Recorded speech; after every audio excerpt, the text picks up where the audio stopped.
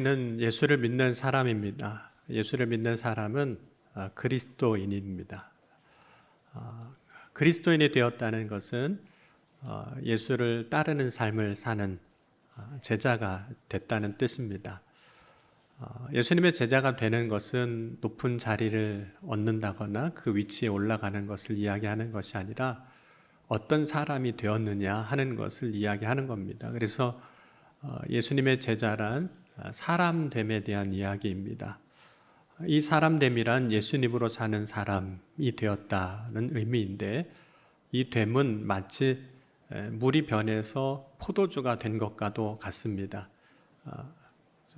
같은 성질을 갖고 있는 것 같지만 또 전혀 다른 존재로 변화가 되는 거죠.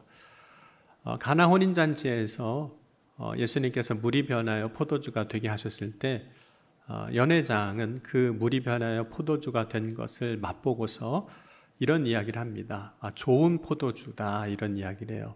요한복음 2장 9절과 10절 보면 연회장은 물로 된 포도주를 맛보고도 어디서 났는지 알지 못하되 물떠온 하인들은 알더라. 연회장이 신랑을 불러 말하되 사람마다 먼저 좋은 포도주를 내고 취한 후에 낮은 것을 내거늘 그대는 지금까지 좋은 포도주를 두었도다 하니라.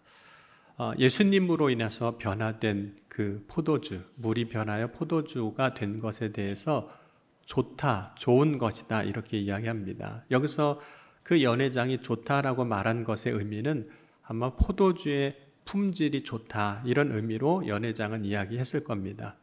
그러나 물이 변하여 포도주가 되었을 때 예수님으로 인하여 변화된 것의 의미는 단지 품질이 좋은 포도주가 된 그런 포도주를 의미한 건 아닙니다. 그것은 하나님의 기준으로 본다면 그 좋은 포도주라고 말하는 좋은 것으로 변화됐다는 것은 하나님 보시기에 선한 것이 되었다, 이런 의미입니다.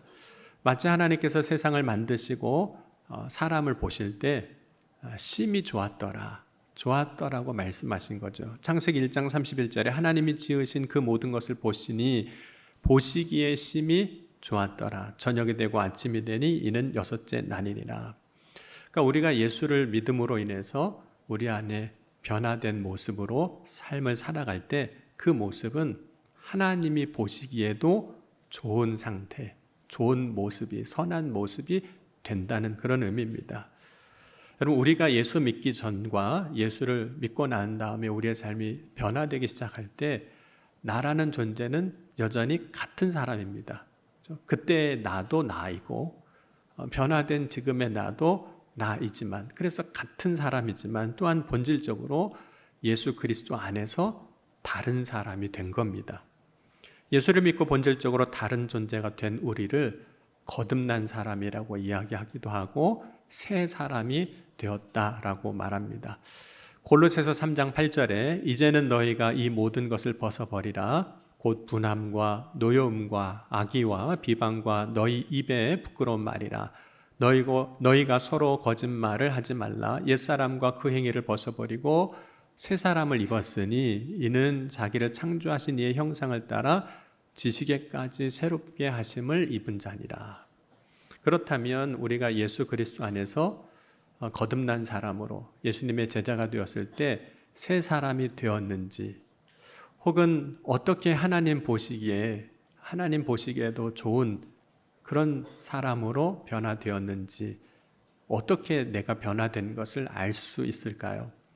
물론 하나님은 모든 것을 아시기에 하나님은 우리가 어떻게 변화되었는지에 대해서 다 아실 겁니다.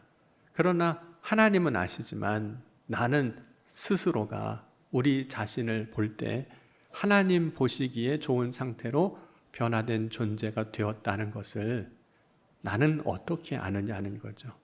무엇으로 예수님의 제자가 되었다는 것을 증거로 삼고 갈 수 있느냐는 거죠. 내가 예수님의 제자라는 사실을 우리는 어떻게 확인할 수 있느냐 하는 거죠. 가장 첫 번째는 나 스스로가 변했다라고 아는 겁니다. 인식하는 거예요.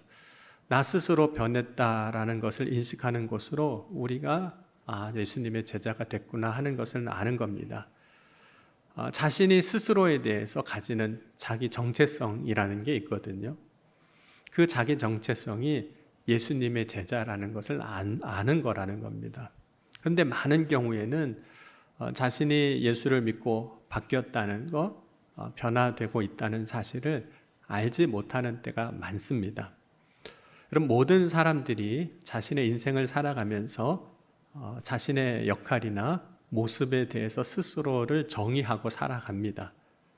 그래서 어떤 사람은 가정에서 엄마나 아빠의 역할로도 살아가고, 혹은 자녀의 역할로, 또 직장에서 일터에서 각자 자기에게 주어진 어떤 역할로서 살아갑니다. 그렇게 해야 자기의 역할을 감당할 수 있을 뿐만 아니라 그 자신의 정체성을 가지고 그 삶에 합당한 모습으로 살아가게 됩니다. 그래서 자기 정체성을 모르면 아무렇게나 살죠. 자기 역할을 감당하지 못하고, 어떤 때 이렇게 해야 하는데 그렇게 하지 못하고 저렇게 해버리고, 저렇게 해야 되는데 그걸 알지 못하고 다르게 해버리는 그런 삶을 살아가게 되는 거죠. 그러니까 자기 정체성을 모르면 정말 아무렇게나 살게 되는데, 그렇게 사는 삶이 방황인 겁니다. 왜냐하면 이렇게 했다가 저렇게 했다가 계속 바뀌는 모습으로 살기 때문입니다. 여러분에게는 스스로에게 내가 예수님의 제자가 된 증거가 있으신가요? 나 스스로도 내가 변했구나, 예수님 때문에 변했구나, 이렇게 변했네 라고 인식하고 고백할 수 있는 것이 있으시냐 하는 거예요. 그런데 자신 스스로가 예수님의 제자라고 인식하는 것이 중요한 이유는, 우리 스스로가 나 자신에 대해서 그렇게 알지 못하면 결국에는 예수님과 멀어지게 됩니다. 예수님을 떠나게 되는 거죠. 그럼 베드로는 예수님이 부르실 때 배를 버리고 예수님을 따라 제자가 됩니다. 그래서 베드로는 예수님이 공생에 사시는 동안 예수님 사역의 중요한 그 자리에 항상 있었습니다. 예를 들자면 예수님께서 가이사랴 빌립보에 가실 때, 그래서 거기서 너희는 나를 누구라 하느냐고 물어보실 때 그 자리도 있었고, 예수님이 변화산에서 영화로운 모습으로 변형되실 때 그 신비의 은혜의 자리에도 베드로가 있었습니다. 그리고 그러한 과정을 통해서 예수님께 주는 그리스도요 살아계신 하나님의 아들입니다 라는 이 믿음의 고백을 하게 되고, 이 고백이 베드로의 믿음이 되는 거죠. 믿음의 고백이 됩니다. 예수님은 베드로의 그 믿음의 고백 위에 교회가 세워지게 하시겠다고 하셨고, 그 베드로의 믿음의 고백을 들으시고 천국 열쇠를 베드로에게 맡겨주시기도 하셨습니다. 그러니까 그런 과정들을 보면 베드로는 확실히 예수님의 제자인 거죠. 하지만 베드로는 예수님을 모른다고 부인했던 그 자신을 보면서 이런 생각을 가지게 되는 겁니다. 내가 예수님의 제자가 맞는가? 자신의 제자됨을 의심하게 돼요. 베드로는 분명히 죽음을 이기시고 부활하신 예수님을 다시 만나지만 아무리 봐도 스스로가 예수님의 제자라고 말하기가 어렵다고 생각하게 되는 거예요. 그래서 결국에는 부활하신 주님을 만나고도 예수님의 제자의 삶을 선택하지 아니하고 자신이 예수님을 따르기 이전에, 제자가 되기 이전의 삶, 어부로 물고기 잡았던 그 삶으로, 고기 잡는 삶으로 다시 돌아가 버립니다. 요한복음 21장 2절에서 4절 말씀을 한번 같이 읽겠습니다. 시몬 베드로와 디두모라 하는 도마와 갈릴리 가나 사람 나다나엘과 세베대의 아들들과 또 다른 제자 둘이 함께 있더니, 시몬 베드로가 나는 물고기 잡으러 가노라 하니 그들이 우리도 함께 가겠다 하고 나가서 배에 올랐으나 아무것도 잡지 못하였더니, 날이 새어갈 때 예수께서 바닷가에 서 제자들이 예수인 줄 알지 못하는지라. 그럼 베드로가 난 다시 고기 잡으러 갈래, 이렇게 얘기를 하고 있는 거예요. 그러니까 베드로가 다시 고기 잡으러 간다는 것은 이제 스스로 예수님의 제자로 나를 여기지 않겠다는 거예요. 예수님을 따르기 이전의 상태, 물고기 잡고 살았던 그 자신의 이전의 삶으로 어부로 돌아가겠다는, 이제 나는 제자가 아니라 그냥 어부라는 거예요. 그래서 고기 잡겠다는 거죠. 여러분, 사람에게 있어서 자신이 스스로를 어떻게 생각하는가가 중요한 이유는 자기 자신을 스스로 인식하고 정의한 대로 결국은 삽니다. 내가 스스로 인식하고 정의한 대로 우리는 말하고, 내가 나 자신에 대해서 스스로 인식하고 정의한 대로 거기에 맞게 행동하고, 내가 스스로 인식하고 정의한 대로 자신의 삶의 방식을 규정하고 그렇게 살아갑니다. 그래서 어부라고 스스로 규정하면 어부로 사는 거예요. 내가 예수님의 제자라고 여기면 이제 제자로 살게 되는 겁니다. 그래서 자신이 인식하고 정의한 대로 자신의 삶을 만들어가게 되어 있습니다. 여러분은 오늘 여러분 스스로를 생각하시기에 나는 누구라고 생각하십니까?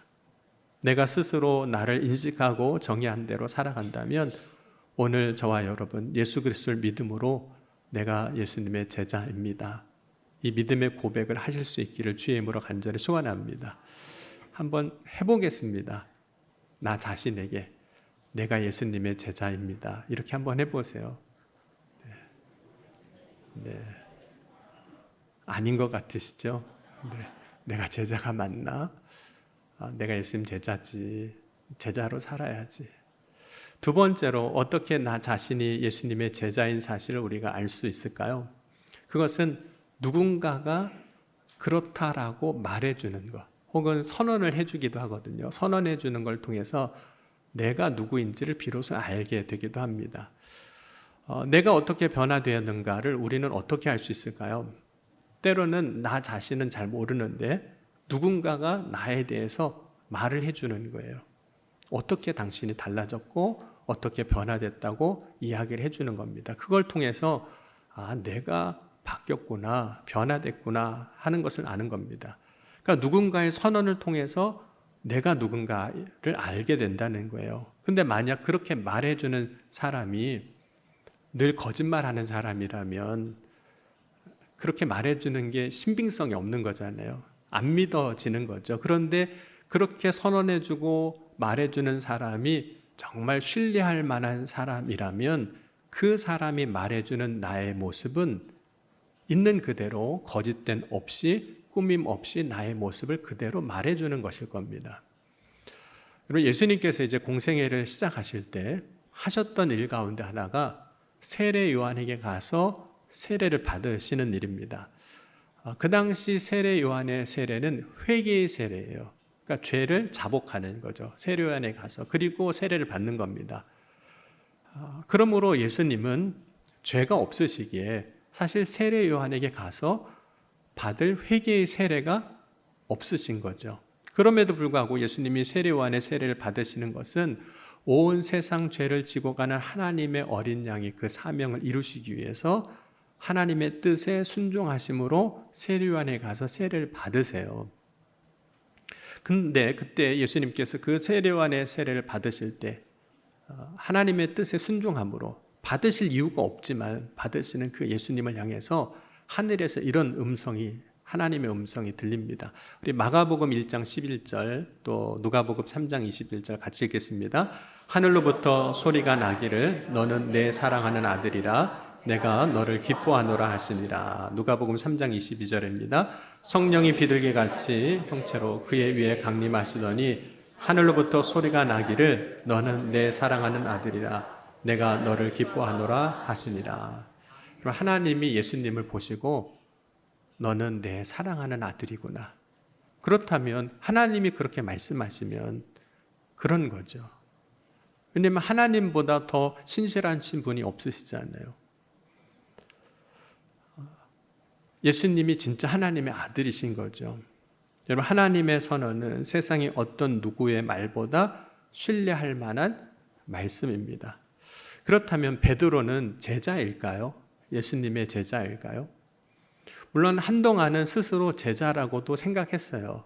배를 버리고 예수님을 따르고 예수님이 가시는 곳마다 따라다녔으니까. 그런데 예수님을 부인하고 고기를 잡으러 가는 그 베드로의 모습에는 제자가 아닌 거예요. 그런데 그때 예수님께서 베드로에게 찾아오셔서 하시는 말씀이 너는 너 스스로 내 제자가 아니라고 지금 생각하지만 아니야, 그러나 네가 내 제자 맞아 라고 말씀을 해주시는 거예요. 이 선언은 베드로에게 예수님께서 내가 나를 사랑하느냐? 이 세 번의 질문을 통해서 하시게 됩니다. 예수님은 베드로가 예수님의 질문에 어떻게 대답하든지 상관없이 예수님이 질문하는 그 사랑으로 베드로가 예수님을 사랑하지 못한다고 할지라도 그를 향해서, 베드로를 향해서 너는 내 제자가 맞아 라고 말씀을 해주셨다는 거예요. 그러니까 베드로를 향한 예수님의 그 말씀이 이런 말씀입니다. 우리 요한복음 21장 17절도 같이 한번 읽겠습니다. 세 번째 이르시되 요한의 아들 시몬아 내가 나를 사랑하느냐 하시니 주께서 세 번째 내가 나를 사랑하느냐 하심으로 베드로가 근심하여 이르되 주님 모든 것을 아시오니 내가 주님을 사랑하는 줄 주님께서 아시나이다. 예수께서 이르시되 내 양을 먹이라.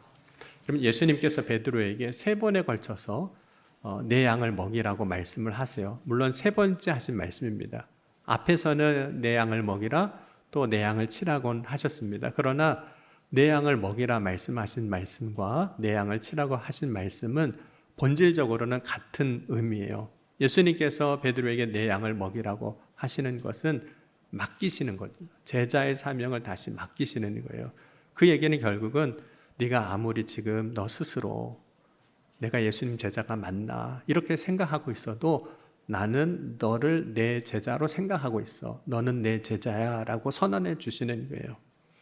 예수님께서 베드로에게 양을 맡기시는 것은 제자의 사명을 주시는 것이기 때문입니다. 물론 베드로는 자신이 예수님을 모른다고 세 번 부인한 그 사건으로 인해서 스스로 예수님 제자로서의 자격이 없다고 생각했을 겁니다. 그런데 예수님은 베드로가 여전히 예수님의 제자임을 선언해 주시는 거예요. 예수님의 선언을 통해서 베드로는 나는 부족해요. 나 스스로도 제자가 아닌 것처럼 느껴지지만 그럼에도 불구하고 예수님의 제자라는 그 선언을 듣고 나서 다시 제자로서의 사명을 받아들이고 그 제자로서의 삶을 이제 살아가게 됩니다. 그럼 오늘 나는 주님의 제자일까요?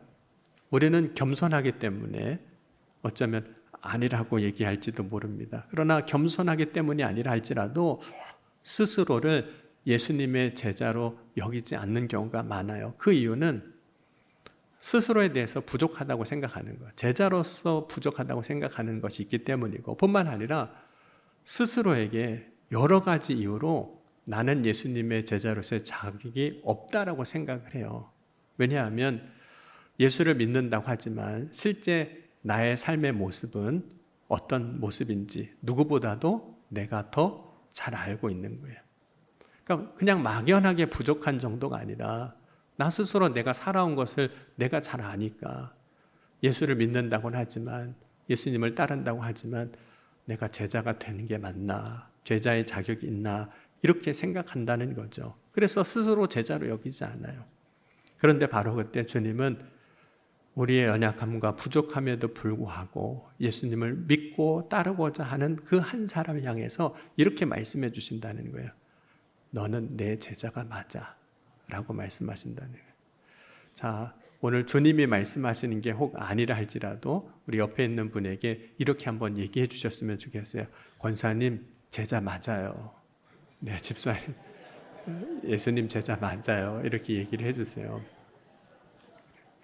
그래서 그렇지 내가 제자지. 그러니까 제자로 살아야지. 그러니까 누군가의 이야기를 통해서도 나 스스로도 생각하는 것이 필요하지만 누군가의 그 선언을 통해서도 예수님의 제자인 것을 이제 우리가 알아야 된다는 거죠. 여러분 우리는 어떻게 자기 자신이 예수님의 제자인 것을 알 수 있을까요? 내가 변화되었다는 것을 무엇으로 우리는 알 수 있느냐 하는 거죠. 열매를 통해서 우리는 내가 예수님의 제자가 된 거구나, 변화된 거구나 라고 알게 됩니다. 우리 야고보서 3장 11절 12절도 한번 같이 읽겠습니다. 샘이 한 구멍으로 어찌 단물과 쓴물을 내겠느냐. 내 형제들아 어찌 무화과 나무가 감람 열매를 포도나무가 무화과를 맺겠느냐. 이와 같이 짠물이 단물을 내지 못하느니라. 그러면 샘은 그 샘의 근원에서부터 나오는 것을 밖으로 내보내는 겁니다. 그러니까 샘의 근원이 단물이면 밖으로 단물이 나오는 거고, 샘의 근원이 쓴물이면 밖으로 쓴물이 나오는 거죠. 뿐만 아니라 나무는 그 나무가 무엇이냐에 따라 열매를 맺는 겁니다. 무화과 나무에서 무화과를 맺고 감람나무에서 그 감람나무 열매를 맺는 겁니다. 그러니까 나무를 아는 것은 뭘 통해서 아는 것이냐면 그 열매를 보고 아는 거예요. 열매를 보면 그 나무가 무슨 나무인지 아는 겁니다.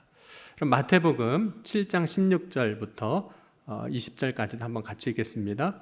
그들의 열매로 그들을 알지니 가시나무에서 포도를 또는 엉겅퀴에서 무화과를 따겠느냐.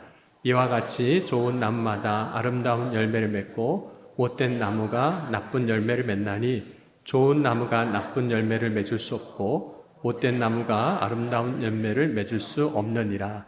아름다운 열매를 맺지 아니하는 나무마다 찍혀 불에 던져지느니라. 이러므로 그들의 열매로 그들을 알리라.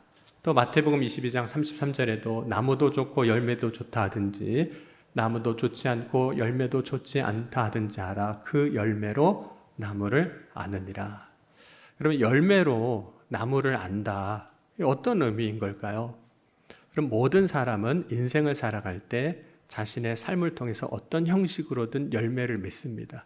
그러니까 지금까지 우리가 살아온 그 삶의 발자취가 사실은 다 열매예요. 우리가 살아온 삶의 열매. 그러니까 삶의 모습이 열매인 거죠. 여러분, 사람이 인생을 살면서 맺는 열매를 보면 그 사람이 어떤 사람인가를 안다는 겁니다. 왜냐하면 열매로 나무를 아는 거니까. 열매는 내가 내 인생을 살아오면서 맺은 결과, 열매는 내가 누구인가, 나의 존재가 어떤 사람인가를 보여주는 거라. 그러니까 열매는 그 사람의 됨을 보여주는 증거입니다. 여러분, 열매를 보면 이 사람이 어떻게 예수님의 제자로 변화됐는가도 아는 거예요. 여러분, 우리가 이제 정말로 예수를 믿고 예수님의 제자가 됐다면 그 사람이 이제 예수님 안에서 살아가는 삶을 살게 되는데, 주님 안에서 산다면 내 안에 계신 예수님으로 인하여 열매를 맺는 겁니다. 그 근원이 바뀌었으니까. 근원이 쓴물인 데에서는 쓴 게 나오고 단 거에서는 단물이 나오는 것처럼 내 안에 예수 그리스도가 계시면 내 안에 있는 근원으로 말미암아 우리의 모습이, 삶이 다르게 나오겠죠. 그러면 요한복음 오늘 15장 5절도 한번 같이 보겠습니다. 나는 포도나무요 너희는 가지라. 그가 내 안에 내가 그 안에 거하면 사람이 열매를 많이 맺나니 나를 떠나서는 너희가 아무것도 할 수 없습니다. 우리가 주님 안에 거하면 주님으로 인해서 맺는 열매가 있다는 거죠.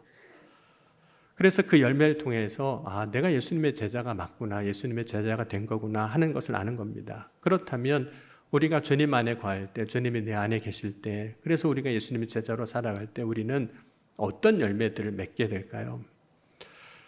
예수님의 제자가 될 때 맺는 열매는 결코 못된 열매는 아니겠죠. 선하신 주님이 우리 안에 계신데 어떻게 못된 열매를 맺고 나쁜 열매를 맺겠습니까? 좋은 열매, 아름다운 열매가 맺어질 겁니다. 여러분, 예수님을 믿을 때 자신의 삶에 맺어지는 일들이 다른 사람에게 좋은 것을 주는 삶이라면 좋은 열매, 선한 열매를 맺는 거예요. 그 열매를 통해서 내 안에 주님이 계신 거구나, 내가 그래도 예수님의 제자로 살아가고 있는 거구나를 우리는 보게 되는 거죠. 그렇다면 어떤 것이 좋은 열매일까요? 내 안에 주님이 계시고 주님이 내 안에 계실 때 어떤 것이 그럼 나쁜 열매인가요? 예를 들자면 우리의 말도 열매예요. 우리가 평상시에 하는 말도 열매입니다.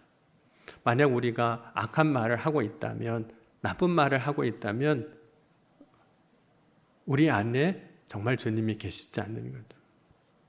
여러분, 잠언 18장 20절 말씀 보면 이렇게 말씀합니다. 사람의 입에서 나오는 열매로 말미암아 배부르게 되나니 곧 그의 입술에서 나는 것으로 말미암아 만족하게 되느니라. 사람의 입에서 나오는 열매가 있다고 이야기합니다. 그리고 히브리서 13장 15절에도 그러므로 우리는 예수로 말미암아 항상 찬송의 제사를 하나님께 드리자. 이는 그의 이름을 증언하는 입술의 열매다라고 이야기합니다. 그러니까 그러니까 하나님 앞에 찬송하는 그 일이 우리 입술의 열매라는 거예요. 여러분, 정말로 예수를 믿으면 우리의 말도 바뀝니다. 말이 바뀌어요. 내 안에 주님이 계시니까. 예수를 믿으면 입술로 어떻게 악한 말을 하겠습니다. 악한 말보다는 하나님을 찬송하고 아름다운 말을, 선한 말을 하는 거죠. 그럼 말이 열매예요. 그러니까 예수 그리스도 안에서 새 사람이 변화될 때 변화되는 것은 그 사람의 말입니다. 사람의 중심이 바뀌었잖아요. 예수 그리스도 바뀌니 그 중심에서부터 나오는 말도 바뀌는 겁니다. 그러니까 변화된 말이 예수님의 제자 된 증거예요. 그러니까 내 삶 속에서 내가 예수 믿기 전에 하던 말과 내가 예수 믿은 다음에 하는 말이 뭐가 바뀌었나? 나는 입술로 어떤 열매를 맺고 있는가 하는 것을 보면서 우리가 예수님의 제자로 살아가나 그렇지 않은가를 보는 겁니다. 특별히 우리가 예수를 믿으면 말이 바뀌는데 다른 사람을 축복하는 말들을 하게 됩니다. 이 축복하는 말이 입술에 좋은 열매를 맺는 거거든요. 지난 금요일에도 말씀을 나눴지만 예수님은 늘 축복하는 말씀을 하셨거든요. 음행 중에 잡혀온 여인을 향해서, 예수님께 향유를 부었던 여인을 향해서, 두렵던 헌금한 여인을 향해서 예수님 다 축복하는 말씀하셨어요. 예수님의 축복의 말은 그들을 예수 그리스도 안에서 살리는 말씀을 주셨던 거예요. 다시는 죄를 범하지 말고 생명의 빛을 얻으라고 말씀하시고, 내 믿음이 너를 구원하였다고 말씀하시고, 가장 많은 것으로 내가 하나님 앞에 드렸구나라고 선포해 주셨습니다. 축복으로 말씀해 주셨어요. 이것이 예수님이 자신의 입술로 맺으신 열매셨어요. 여러분, 오늘 우리가 입술의 열매를 보면서 내가 어떤 사람으로 거듭났는지를 보게 되는 겁니다. 오늘 저와 여러분 예수님의 제자로 예수님처럼 입술의 열매를, 아름다운 열매를 맺는 저와 여러분이 될 수 있기를 주의 이름으로 간절히 축원합니다. 오늘 예수님께서 열매를 맺는 비결에 대해서 이렇게 말씀하셨습니다. 내 안에 거하라. 오늘 주님 안에서 거함으로 예수님의 제자로 열매 맺는 자가, 성도들이 저와 여러분이 되어질 수 있기를 주의 이름으로 간절히 축원합니다. 열매를 통해서 스스로가 예수님의 제자됨을 알고 예수님의 제자로 온전히 세워져 가는 모든 청량리교회 성도가 되어질 수 있기를 주님의 이름으로 축복합니다. 기도하시겠습니다. 오늘 이 시간 기도할 때 주님, 제 삶에 주님의 제자됨의 증거들이 나타나게 하여 주옵소서. 특별히 우리의 삶의 열매를 통해서 주님의 제자됨을 알게 하시고, 주님이 우리를 향하여 하시는 그 말씀을 통해서 또 나 스스로 제자로 알고 믿음의 삶을 살아가는 그 삶의 발자취를 통해서 온전히 우리가 예수님의 제자로서 살아가는 믿음의 삶이 되게 하여 주옵소서. 오늘 이 시간 주신 말씀과 믿음의 고백을 가지고 함께 기도하시겠습니다. 지금도 살아계시고 역사하신 하나님 아버지 감사합니다. 오늘 이 아침에도 주님 바라고 소망하며 나아갑니다. 오늘 이 시간 예수 그리스도 안에 거하여 주님의 제자 되길 원합니다.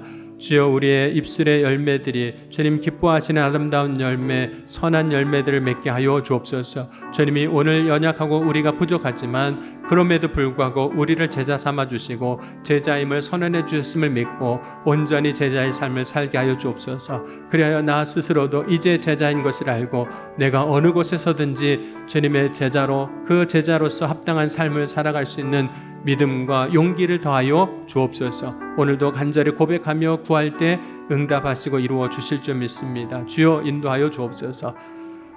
살아계시고 역사하신 하나님, 오늘 우리가 예수 그리스도 안에서 주님 제자 되길 원합니다. 온전히 제자의 삶을 살아갈 수 있도록 역사하여 주옵소서. 우리의 입술의 열매가 제자됨을 알게 하시고 우리의 주님의 말씀을 통해서 우리가 제자됨을 믿고 제자로서 합당한 삶을 살아내는 주의 자녀들이 다 되게 하여 주옵소서. 오늘 간절히 구하고 부르짖을 때 우리의 부르짖음과 간구에 응답하시고 역사하여 주신 점 있사오며 사랑이 많으신 우리 주 예수 그리스도의 이름으로 감사하며 간절히 축복하며 기도하옵나이다. 아멘.